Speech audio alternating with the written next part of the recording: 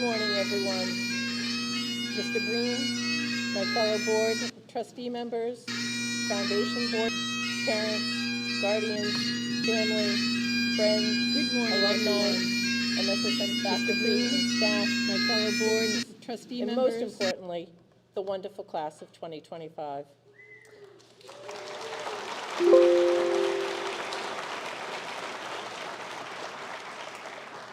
Welcome to the Maine School of Science and Mathematics 2025 graduation ceremony. Foundation After board, commencement. parents, guardians, family, I enjoy all parts friends, of my good role morning, as a board chair, MSSM but faculty, none as, staff, my fellow none board as trustee enjoyable members, as being here with you the today. wonderful class of 2025. Class of 2025, this is your day.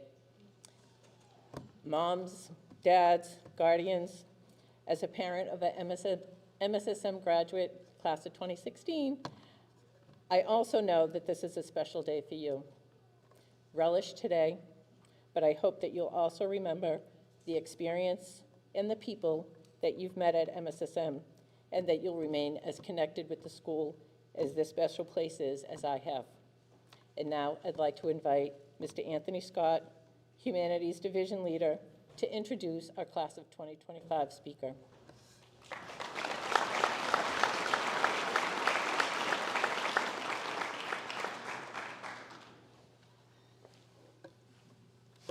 I have thoroughly enjoyed the last 4 years spent with a phenomenal group of graduates today.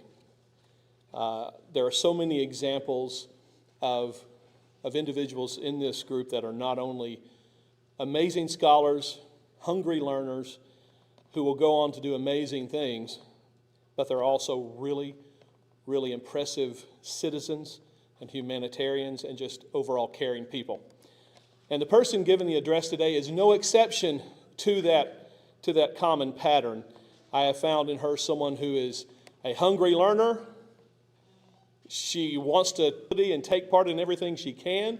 She's conscientious and careful and respectful, and she genuinely cares about the people around her. So I can think of no better person to represent this class today than Lucy Chavez de Pasoles.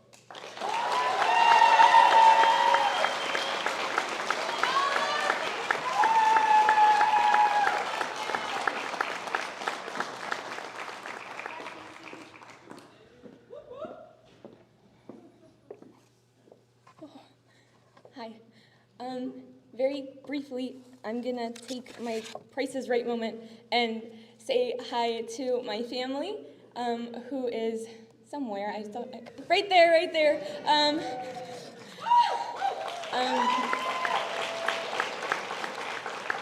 My grandfather, who's here in the U.S. for the first time.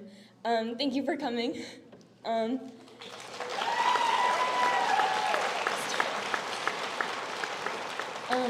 My roommate of 3 years, Sammy, thank you for putting up with me.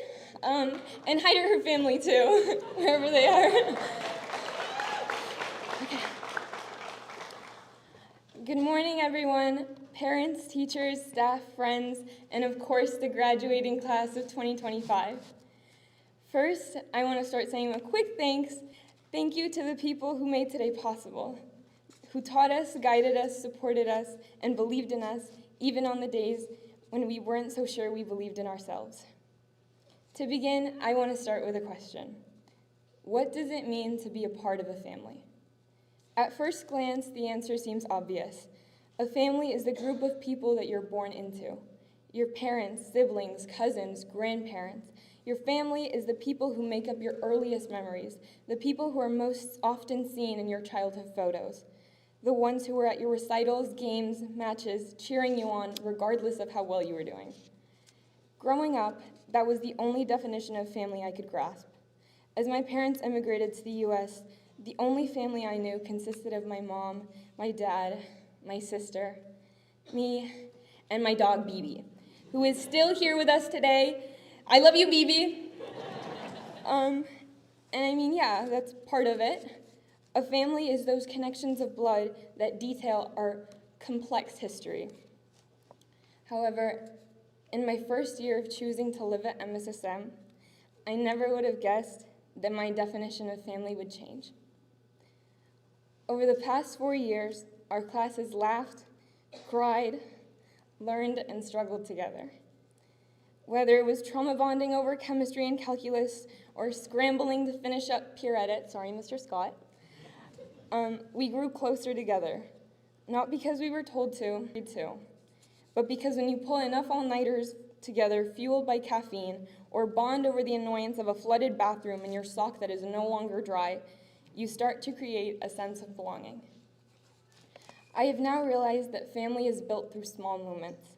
It's the roommate who notices you've had a bad day and makes sure to check in with you and make you inevitably smile.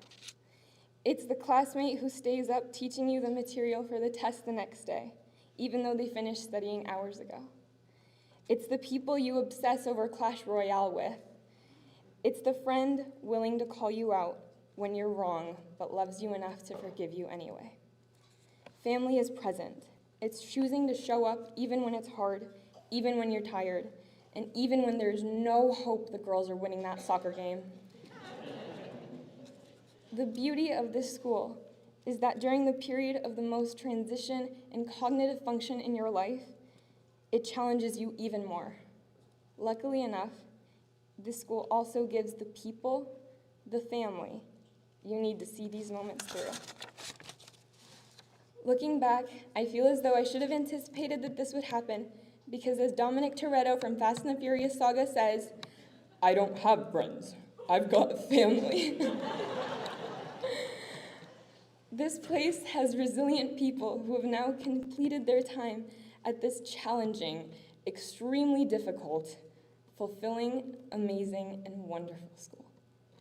It was easy to return to our sending schools and find ourselves to the top of our class, but we stayed, fought, and reached the end.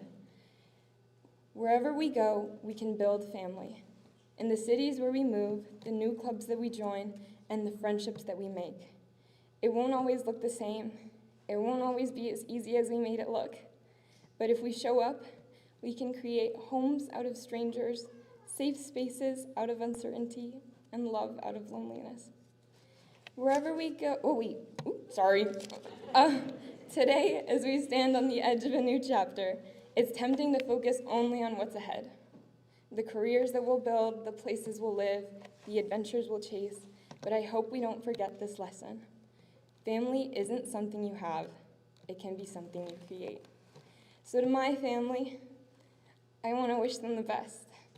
I know that the road ahead won't always be smooth, and that there will be days when we'll fail, days when we feel lost, and days when we'll wonder if we're enough. On those days, having a family that reminds us who we are will matter more than anything. Before I finish, I do want to say something to the families who brought us here today.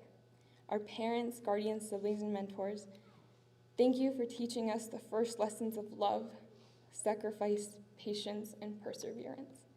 Without you, we would not have accomplished this remarkable feat. And to my classmates / also family, thank you. Thank you for every memory, every moment, every kindness. No matter how many you built, will always connect us. I don't know what to express when I think what it means to be a part of a family, but I can show you my family of 25 plus Ari. So guys, let's go out into the world and build families wherever we land. Let's be the people who show up, who forgive, the people who make others feel like they belong. If we do that, we won't just be successful, we will be whole, we will be home. Thank you, and congratulations, family!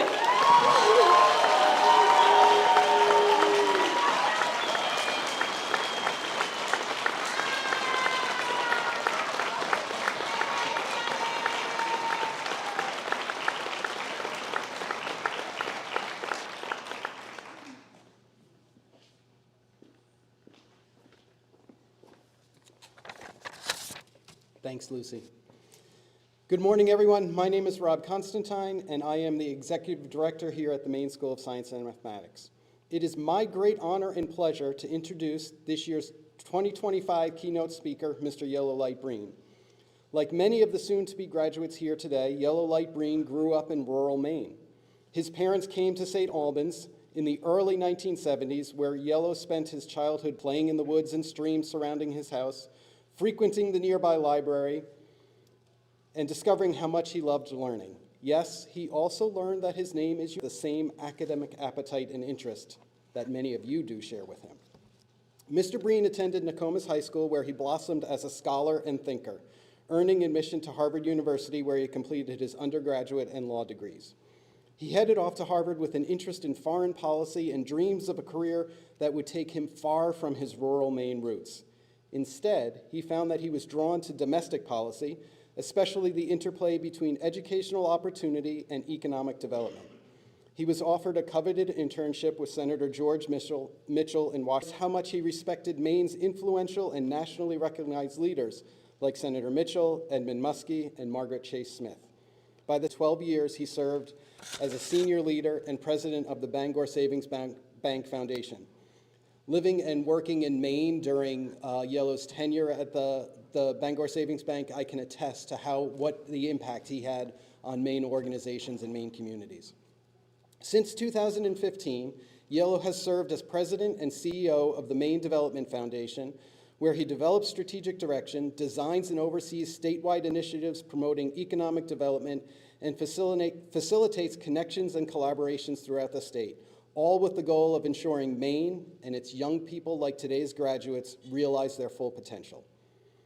I do recognize that some of you had the privilege of hearing Yellow deliver the commencement address at the University of Maine Presque Isle, where 11 MSSM students received their associate's degree, and Mr. Breen received an honorary doctorate.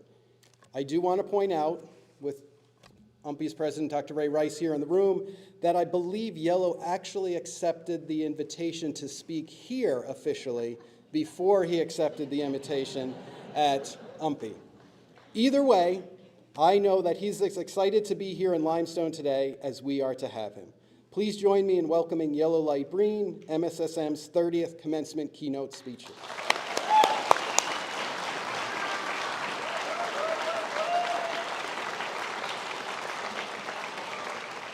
I yield my time back to Rob to say more ridiculous and only half-true things about me. Thank you so much for that, Rob. Can you send a copy of that to my wife? She views it as her job in life to keep my ego in check. My son, too. So I run an organization. Our acronym is MDF. And on the whiteboard in my son's bedroom, he refers to it as massive dork farts. So that's the kind of respect I get back on the home front, Rob. So I appreciate you welcoming me in style. Good morning. My name is Yellow, like the color. My wife's always like, why do you say like the color? Well, as you can imagine, okay, right now in my life when I say, hi, I'm Yellow, people say, oh my God, that's so cool. And I'm like, try junior high first, buddy, and then we'll talk, right? So, I was called purple and yellow-bellied sapsucker and you name it. But the thing that was most surprising over all those years were the number of people who were like, how do you spell that? And I was like, man, people are out of it. So, I started just saving myself time by saying, like the color, all those years. So after enduring this, all through school, through college, et cetera, I think I'm just out of law school, and a producer from the Today Show calls. And they're like, we were just up in Maine working on a different story, and we heard about you, and now we're working on a story on the weirdest names in America. And I'm like, yes. Enduring all that for all these years is finally going to pay off. I'm so here for this. I'm like, do I need to go to a studio? Do I need to meet a producing team somewhere for a photo shoot? They're like, no. You're only going to be in the web-only extras. We just wanted to confirm a little bit of information. I'm like, really? Yeah. They're like, the story is about a woman named Marijuana Pepsi. I mean, I kid you not. You can look it up. She was like a school counselor in the Southeast or something. So I'm like, I thought my ship was going to come in. But no. So you could have had a real celebrity, like Mr. Burrs or Miss Teresa, but you're stuck with me, okay? Now, so in addition to having the name Yellow, of course, as Rob so kindly alluded to, I was also a nerd and a dork. So, and we didn't have MSSM back then, all right, to bail kids like me out of the rural Maine high schools. So I am just consumed with insane jealousy that you all have had this opportunity. I like to say to my kids that I was a mathlete before being a mathlete was cool. And they're like, Dad, we hate to break it to you, but still no. So I've been going back and forth over the past 24 hours with my friend Kate Riley DeLudio, who was in the pioneer class of 1997, and parlayed that into being Maine state economist at the age of 26 years old. I mean, how ridiculously impressive is that? So Kate says, well, this is your chance to tell your nerdiest jokes that you can't tell anywhere else. And I thought she said dirtiest jokes. And I was like, is there something about MSSM that I don't know? Like, no, nerdiest jokes. I'm like, well, I don't really want to stereotype them. She's like, oh, come on, give it a try. You can connect with them. I said, okay, well, lay some on me. And she's like, okay, there are 10 types of people in the world. Those who know binary and those who don't. Okay, so it's working. All right, I can report back to Kate, this is working. She said, have you heard about this year's Fibonacci convention? It's going to be as big as the last two combined. All right, Kate is slaying it. I just get to be the messenger here. So I don't remember anything about what the speaker at my high school graduation said, and I'm pretty sure that you won't either. First of all, though, before I keep going, I want to give it up to the fact that probably you have the audience that drove the farthest of any public high school graduation in the entire state of Maine. So I want to give it up to all your families who are here. Recognize those who couldn't be, who drove for milestones, who drove for sporting events. And I think as importantly, even if they were certain that this is where you were supposed to be, I'm sure so my high school graduation speaker, who was the then Attorney General of Maine, he talked about how life was like the Wizard of Oz. Didn't get it at all. I'm like, Emerald Cities, Flying Monkeys, Witches of the East, what's the deal? But there was one line that really jumped out at me when I got to meet with 20% of the student body. And they said, people come here for the academics and they stay for the community. They come here for the academics, and they stay for the community. And I think there's something about that really resonates for me and maybe comes through and I unpack my remarks about this search on the academic side here for something excellent, something even extraordinary. And cheers to the faculty for delivering that. Versus this also desperate yearning for community or even family, as the student speaker so well said. So a little bit from my trajectory of coming from Nowheresville, Maine, and having a chance to consider going anywhere in the world, and in the end, coming back. So how did it start and how's it going? On the how's it start, I grew up on the poorest bus route in the poorest school district in rural Maine. Years later, my next door neighbor, who was a graduate student in social work at that time, said, we called that region that you grew up in the Bermuda Triangle of social work. That's how challenged it was. And I really didn't feel like I fit in at all. Your name's yellow, you're a nerd and a dork, and you're academically motivated in a school where maybe 25% of the kids were going to college. Many were going to the mill, some into the military. And so I had no intention. As Rob said, I wanted to see the world and change the world.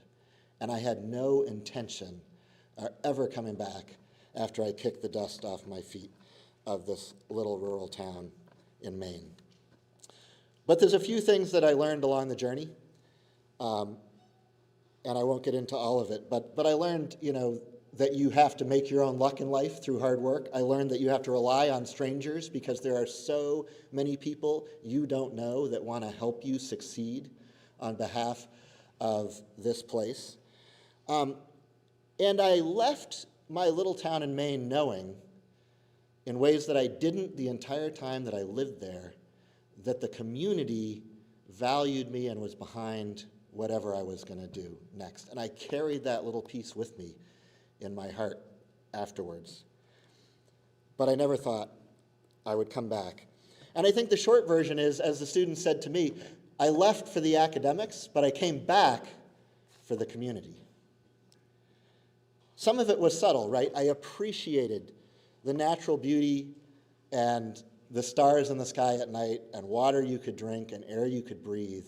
I appreciated the things that we all take for granted growing up in this state. And I appreciated the authenticity of the people around us in our communities in Maine that was just part of the fabric. They will tell you directly like it is, whether you want to hear it or not, for the most part, here in this little state of Maine. And as I was going through law school and thinking about what I wanted to do next, and looking around, and my best friend is now a senior executive at the Boston Red Sox. One of my other debate partners was the chairman of the FCC. Supreme Court Justice Ketanji Brown Jackson was in my dorm. We were undefeated lifetime against Ted Cruz. And yeah, right? And the senior dude that we played cards with all night who lived through the fire door my sophomore year was a guy named Chip, Archibald Colson Whitehead, who's a Pulitzer Prize winning novelist. So everyone I knew was doing these sorts of things, and I was thinking about what I wanted to do. And I learned the story of these two twin boys who grew up in a tiny rural Maine town of Parkman, Maine, 3 towns over from where I grew up, Vincent and Victor McCusick. And there was an older brother who worked that farm. This is a speed bump on your way to the Moosehead Lake region from Skowhegan. And there was an older brother who worked that farm to put these two twin boys through college. And Victor McCusick went to medical school. He founded the medical genetics department at Johns Hopkins University Medical School, the #1 medical school in the world. He literally wrote the book on it. Vincent, who Victor referred to as the evil twin, and was kind of an underachiever, Vincent went to Bates, then he went to MIT, he worked on the Manhattan Project, and he graduated #1 in his class from Harvard Law School. And I got to learn about their story when I was a law student, and I got to work for Vincent for a couple of years as a law student. And I saw from them, because Vincent McCusick could have gone anywhere in the world. He clerked on the Supreme Court and was #1 at Harvard Law. And the dean of the law school, his mentor, said to him, "Vincent, you should go home. You should go home to Maine and make a difference where it really counts." And he did. You know, and it was a terrible choice for him. He served as Chief Justice of the Maine Supreme Court for 14 years. He mentored generations of lawyers in the state in terms of principles of ethics and justice, and left a mark in a different way than if he had gone to DC or London or Geneva. So I learned from the story of the McCusick twins that small in small town Maine doesn't have to be small in terms of the impact you can have or the accomplishments that you can leave behind. The other thing I learned as I went through school and ultimately came back to Maine is that finding your place and finding your purpose is different than fitting in. We spend so much energy trying to fit in places that maybe we don't fit. And looking back, I realized that having a name like Yellow that meant I could never fit in was actually an advantage and a superpower. Because if you know your purpose and you can recognize that most people don't truly fit in, most people have imposter syndrome, most people are struggling with the question of, do I belong? And you can find allies and ideas anywhere if you're comfortable not fitting in, but finding your place and your purpose like you have here at MSSM nonetheless. So I would lay it on you that I think as graduates of Maine School of Science and Mathematics, you have both a special bond and a special obligation. The people of Maine created this place out of a response to economic crisis and economic devastation of the base closing. And I think especially in those pioneer classes, it was always inculcated in them that as a result, there was a special obligation to find a way, someday, somehow, to pay back the people of Maine for this investment. And I hope you will, in your own way and time, to do that, no matter what that looks like. So, you know, maybe in the end, Even though Jim Tierney, the Attorney General of Maine, talked at my high school graduation about the Wizard of Oz, maybe I missed the point.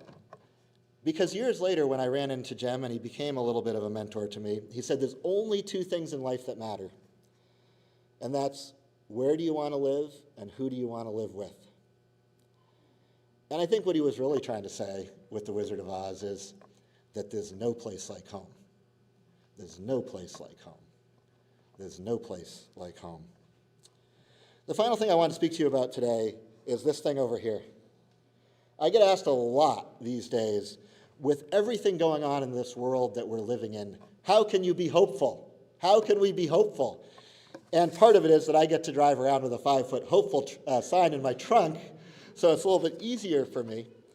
But with the economic distress that we see in our state and beyond, the political polarization that we see in our society, and global conflicts raging all over the place, I work in some of the most economically challenged places in Maine, a lot of the places where the dominant employer that defined the local economy and defined the identity of these towns is gone, shuttered, closed. And as one of the leaders in one of those mill towns said to me last year, plaintively, what is a mill town with no mill? What is a mill town with no mill? How do we find hope in these sorts of times? And I would say that even though I was kind of a math geek, my first love was really history. And so I would say that in the big picture of it, we find hope in our history and we find hope in our ancestors. What was the hope of those shopkeepers and farmers who refused the line and fixed bayonets and charged down that hill and saved the left flank of the Union at Gettysburg and saved the Union? What was the hope of the Little Rock Nine, who marched through those jeering crowds to desegregate schools in America, finally? What was the hope of Rosa Parks? And so I think sometimes people who say, how can we be hopeful, think it's never been this bad. Like, we fought a civil war, people. We had the KKK marching in the 1920s in larger numbers in Maine than any other place in the country against the Francos and the Catholics. We made it through. It's also the hope of our ancestors. I think about the hope of one of my ancestors who fled the potato famine in Ireland, with nothing, and just the seeking of a better life, food and life and work for them and their family.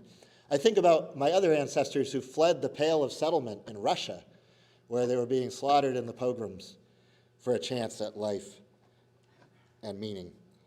I think about my wife's grandfather who hiked over the Alps with everything that he could carry, all he could carry, sewed into the lining of his coat in order to escape the Nazis. And none of them were any different than us. Just simple people, common people who were daring greatly to find hope in a hopeless and devastated world. So I found this quote this week. He wrote it about 3 years ago from the songwriter Nick Cave. And Nick wrote this, and he wrote it in response to a fan question. And the fan says, "I'm feeling empty and more cynical than ever. I'm losing faith in other people. Do you still believe in us? Do you still believe in us, human beings?" And Nick Cage writes, he says, "Unlike cynicism, hopefulness is hard-earned.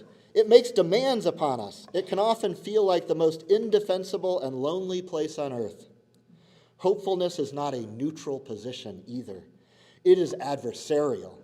It is the warrior emotion that can lay waste to cynicism. Each redemptive or loving act," and I love so much of what our student speaker said, "each redemptive or loving act, as small as you like, it says the world and its inhabitants have value and are worth defending. It says the world is worth believing in, and in time we come to find that it is so." I think Amanda Gorman, the inaugural poet from a few years ago, said it in some ways even simpler. She said, "America is not broken, it is just unfinished." America is not broken, it is just unfinished. So as I congratulate you today and leave you, I would say this. I would tell you that long after you've forgotten everything you've learned from this fine faculty, from each other, this community will remain. This community of heart and mind will remain. And I would ask you to be a warrior for hope in whatever you do next. And I would tell you that we, all the rest of us in this room, we know that the world is worth believing in because we know that we are sending you out in it. We're sending you out in it to help finish your story and our story in ways that we can't possibly imagine. Congratulations, Godspeed, and God bless.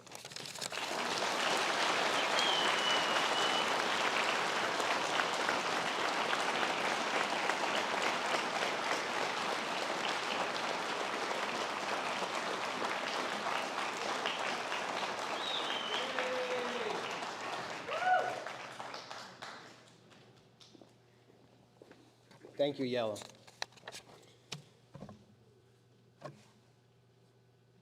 Okay, class of 2025, could you please stand for a moment?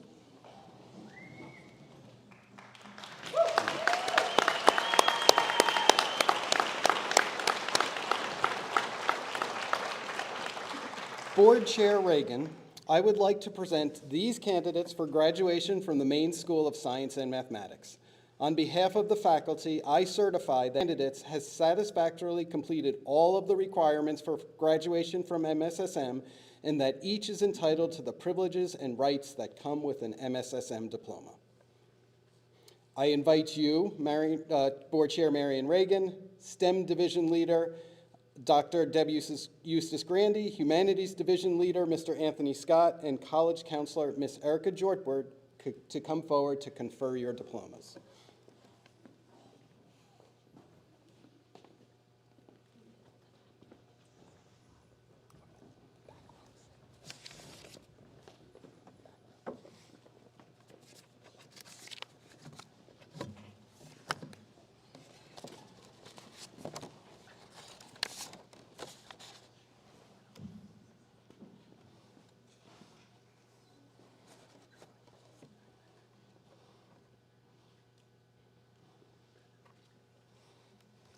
Peepsa Olivia Pope.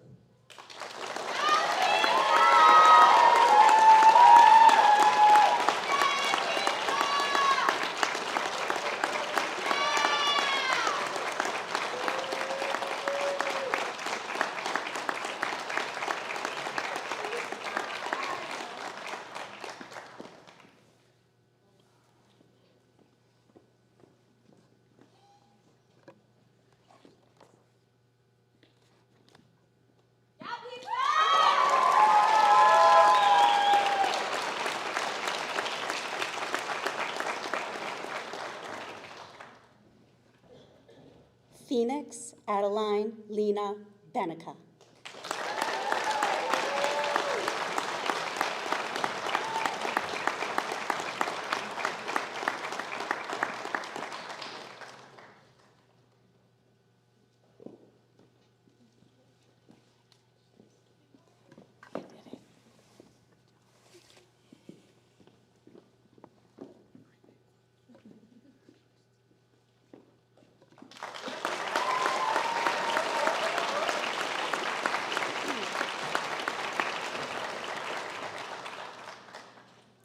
Daniel Morgenthaler.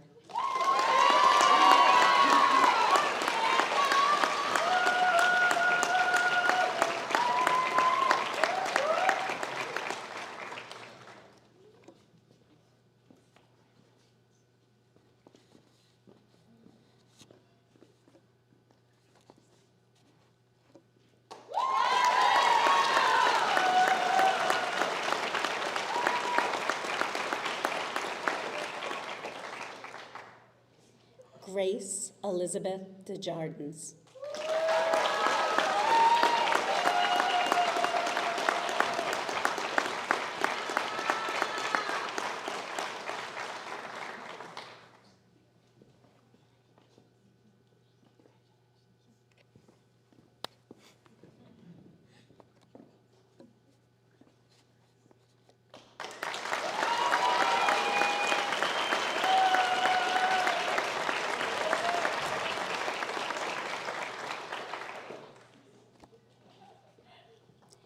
Elliot Dooley.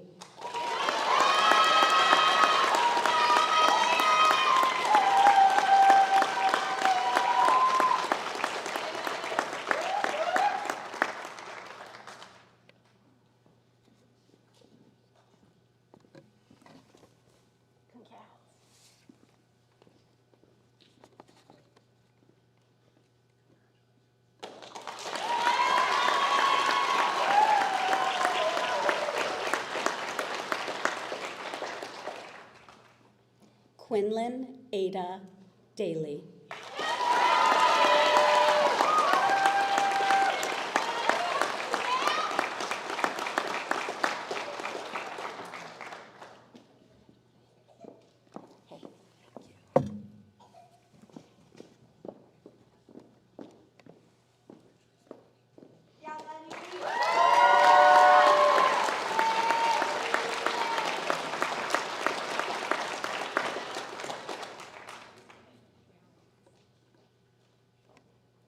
Evangeline Osipka.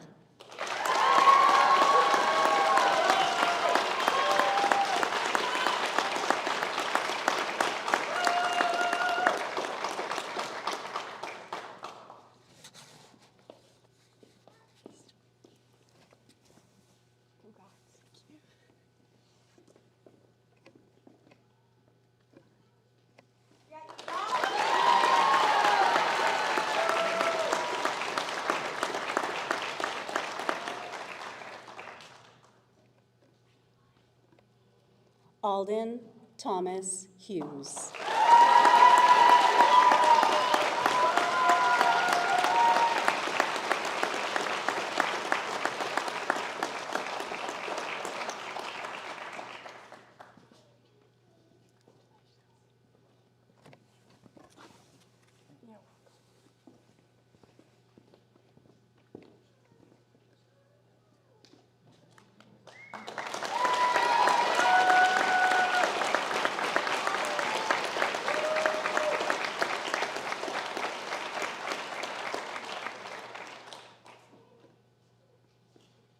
Joshua David Smith.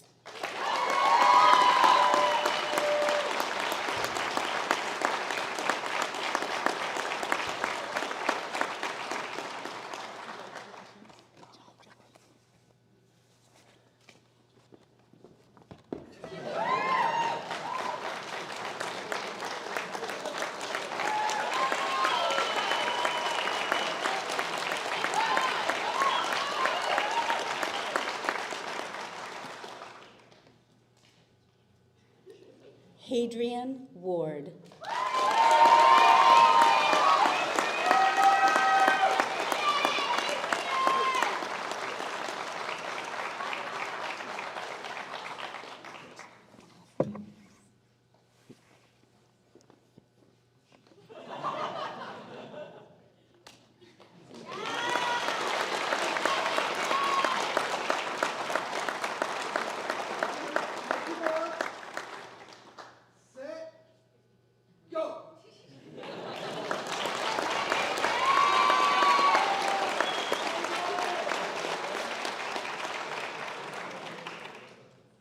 Connor Start.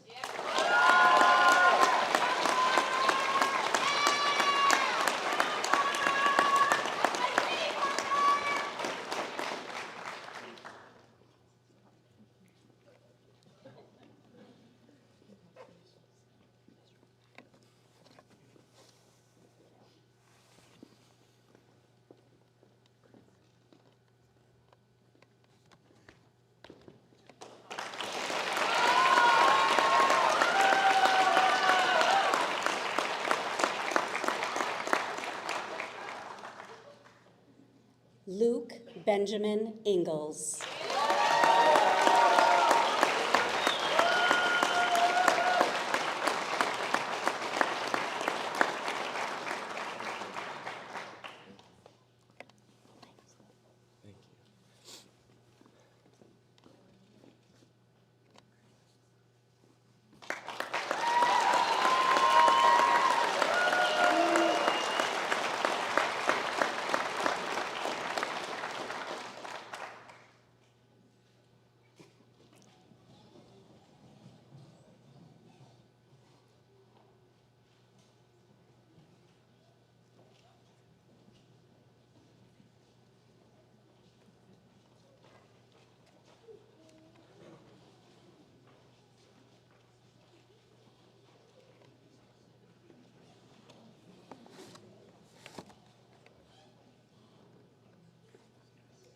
Luciana Chavez de Paz Solis.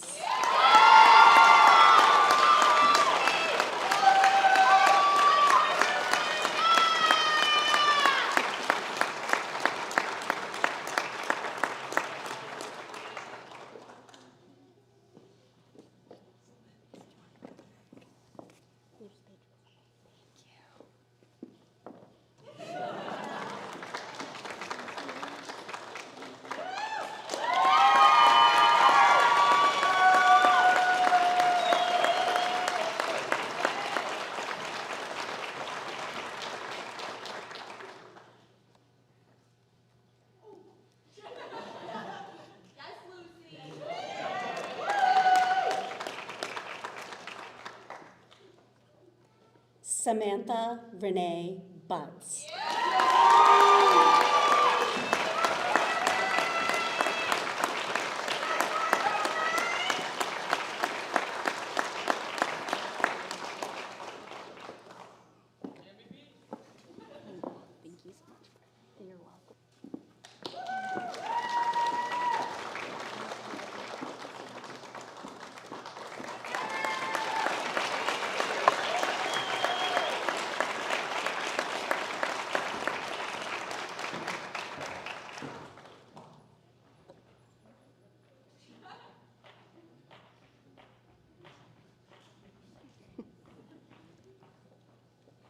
Cecilia Noel Pike.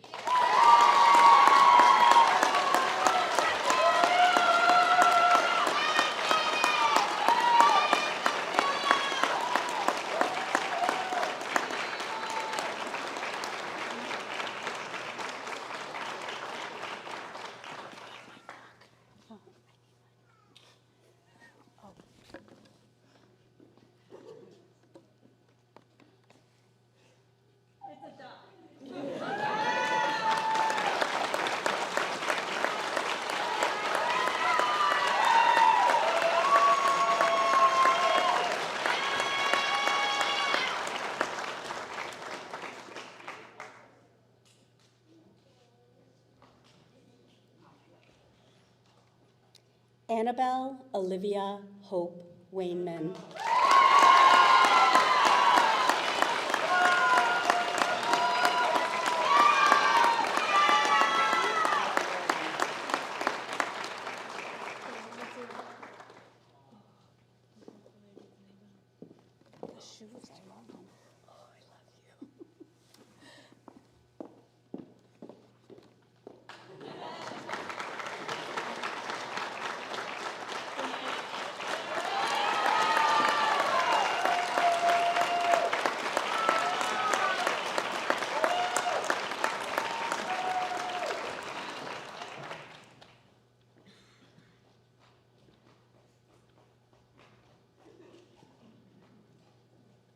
Ari Angel.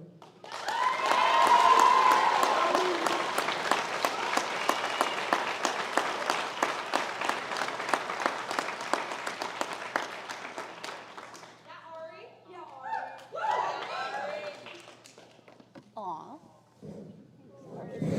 Whoa. That was awkward.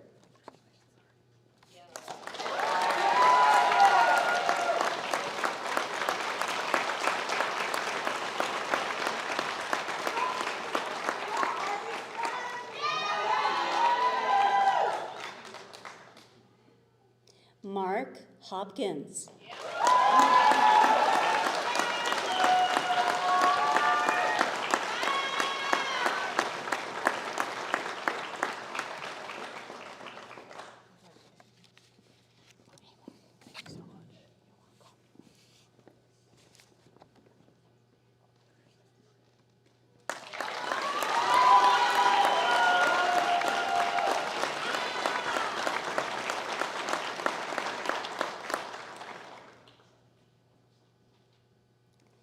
Nicholias Keith Terrio.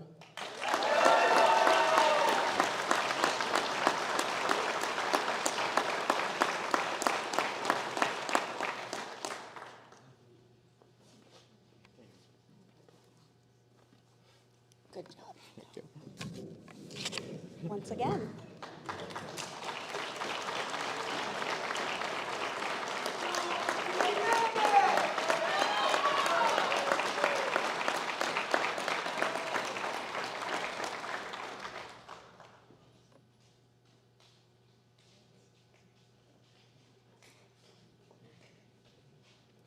Lachlan Michael O'Connor.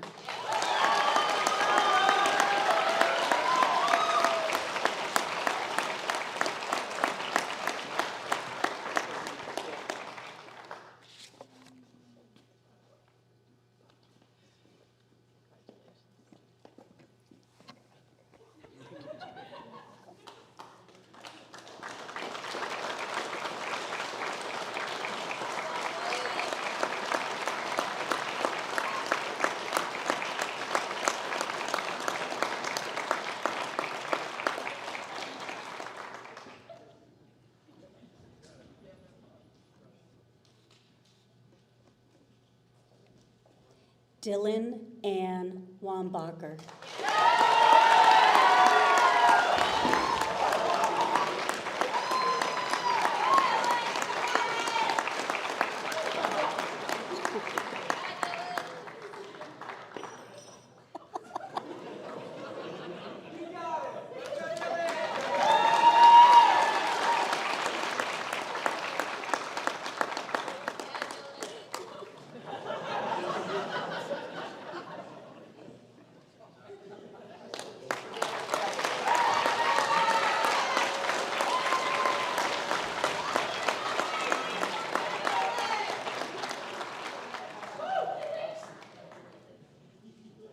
Jackson Hilaire Rousseau.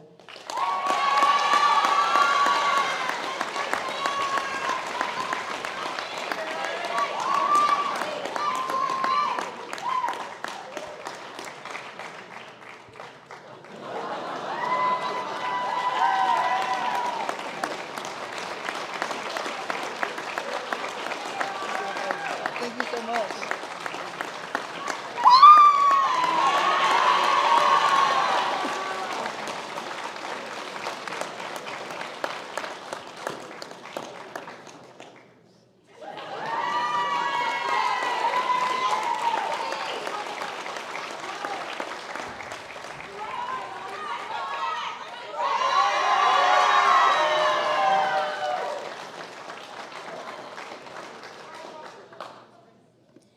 Ivan Manzi.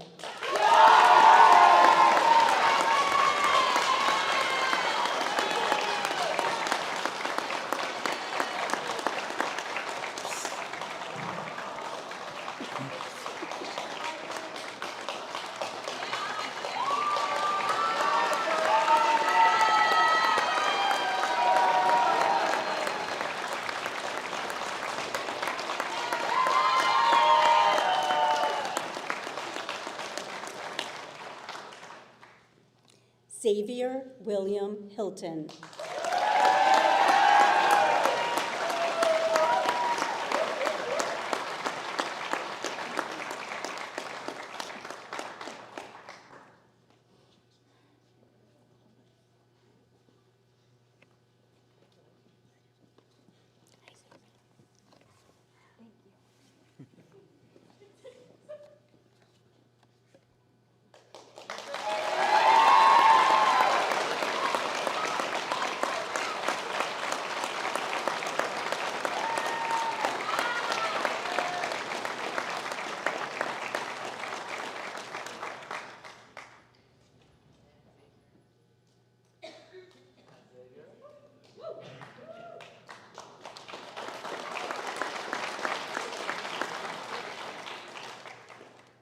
William Philip Line.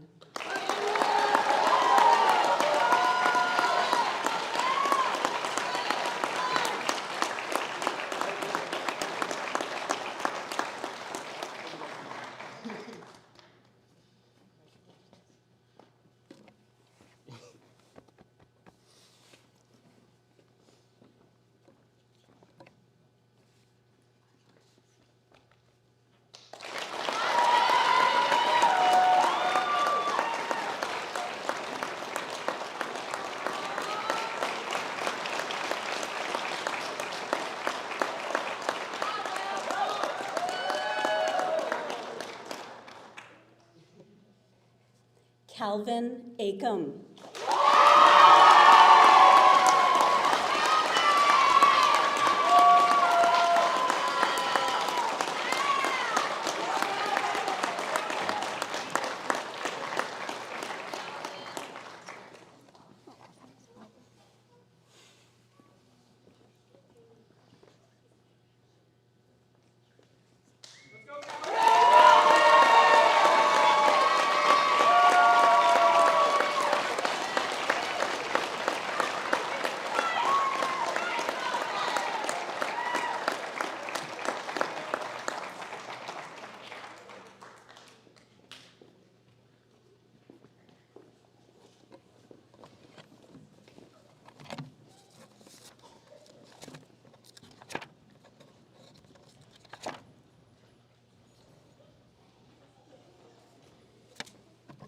The 30th commencement class of MSSM, the class of 2025.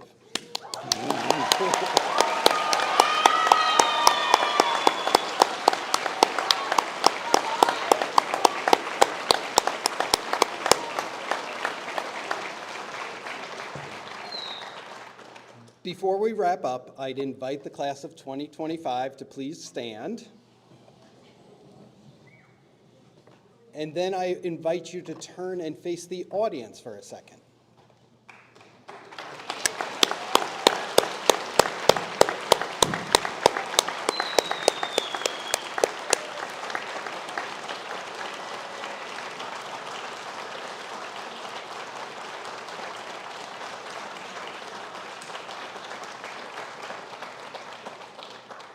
I'd also like to invite any alumni who are here with us today to please rise for a moment.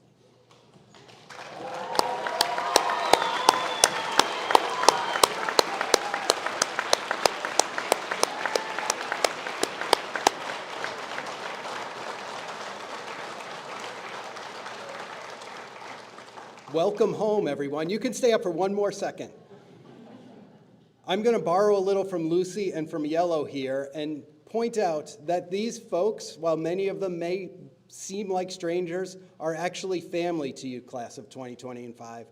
By your accomplishment and your completion of your studies here, you join an amazing group of people who've gone before you and are out in the world doing the great things we know that you will do. Thank you.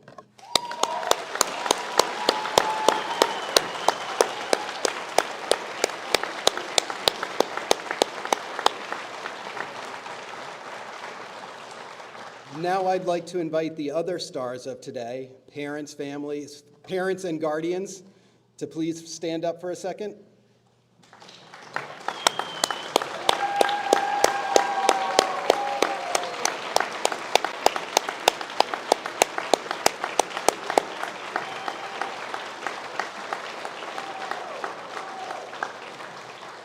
Class of 2025, these folks standing here before you have invested in you, they've believed in you, and they've supported you through this MSSM journey, culminating in your diploma today. Please join me in thanking them for all of the support they've shown you.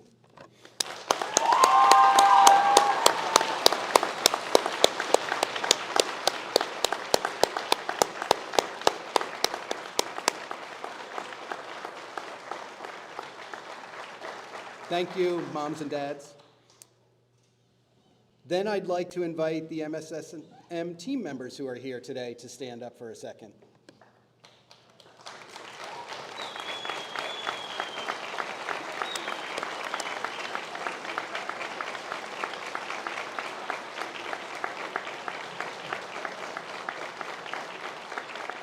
Class of 2025, these folks have challenged you and supported you.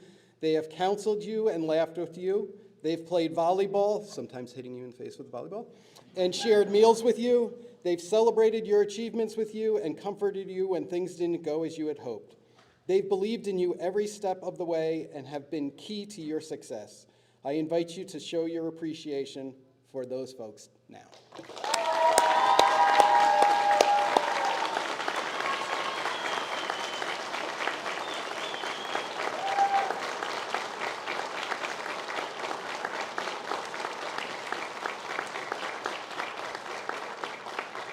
And now we can look up here for one last official thing.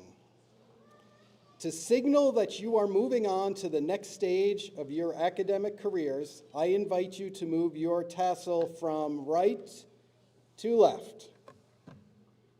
Family, friends, honored guests, I invite you to join the graduates for a light reception in the dining hall immediately following the exit processional. But before we exit, let's give one more huge roaring round of appreciation and congratulations to the class of 2025.